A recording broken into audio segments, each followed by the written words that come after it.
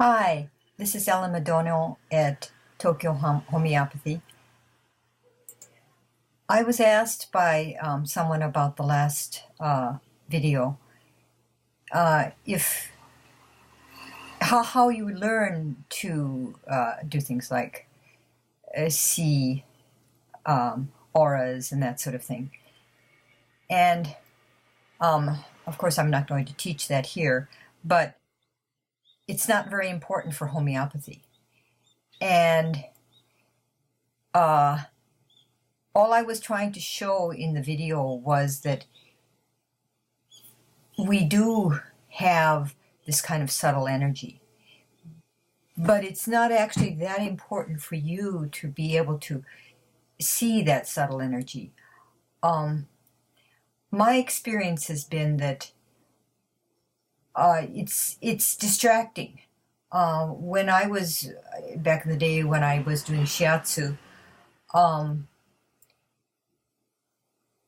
someone actually came to my house and taught me to see the auras in the back of our spines. We looked at auras in the back of our spine, and you know there is this color that comes out. It's much more obvious down here. Maybe you have to be more refined to see it up here. I didn't see it up here, but you can see this light coming out from the back of your spine, and it's colored. And after she taught me that, I began to see the auras on the top of people's heads, not so regularly, but I had a patient who was who was quite ill, and she'd suddenly become very worried and had all kinds of hospital tests and such. And I went to see her to give her a shiatsu, and then I saw this kind of smoke falling off her head, like it was. The aura was not clear. It was gray and kind of falling off her head. And I got kind of frightened, and I think it showed in my face. And so my patient was frightened. And I thought, oh, I'm not really ready to be seeing auras. This is not a good thing. And actually my ability to see auras then disappeared. So there are two things. I think you have to be it has to be a good thing for you to be able to see this kind of subtle thing. And also, it's transmitted. This person transmitted to me, and after that she became mentally ill. So I wasn't too far off in realizing that an excess degree of sensitivity is not always a good thing for you, the practitioner. And you have to realize what is enough for you. For homeopathy, what we're trying to do is to avoid having to have all this hypersensitivity.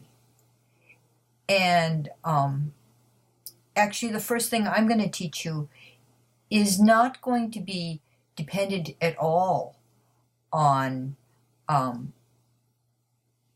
even being psychologically smart. I would say that as you practice and as you get better at this, you're going to quickly see that it's going to be important for you to know how you yourself feel. Not how the patient, if you know how you feel, and you can separate yourself from the patient, you can see how the patient feels too. And most people who go into homeopathy, professionally at least, have a fair degree of sympathy or compassion for other people. And so it's fairly easy to see how other people feel. And all of this, what I was talking about, this like seeing the aura between your hands, for example, is not too important. But what is important is something that you You don't actually see in an it's more your inner self, and you feel your inner self. I do a lot of physical training myself. I don't think that's the only way to go. It depends on how you're set up. But I am very aware of how I feel inside my body. I have a niece who was telling me, "Oh yeah, I can always tell that something's funny going on because I can feel this thing happening in my spine." And I've heard other people, when I was a kid, I always could tell because my stomach didn't feel good. And I was not ever taught that this is meaningful, but actually, if you can pick up on the signals that your body gives you, instead of trying to make them disappear because they're inconvenient, or fighting with them, you can actually use them. And when you recognize how you actually feel, you can actually deal with it, and you get those skills. But if you don't have the ability to feel how you actually feel, it's going to be harder to deal with those feelings. And then when you're dealing with patients or just your family or whoever, if you can feel how you feel and separate out how they feel, then you're making some headway. And this is a life skill. This isn't just a homeopathy skill. And there isn't a magic way or a special religion or anything like that. It's basic human compassion, basic human sympathy for others suffering. If you feel that in yourself, it's going to be a lot easier to feel that in other people. So that's kind of my answer to that question. I hope that this clarifies why I was speaking about energies, but that I don't really mean to say that it's important for you to be able to see those kinds of energies. As you go on, if you study with me, you'll see that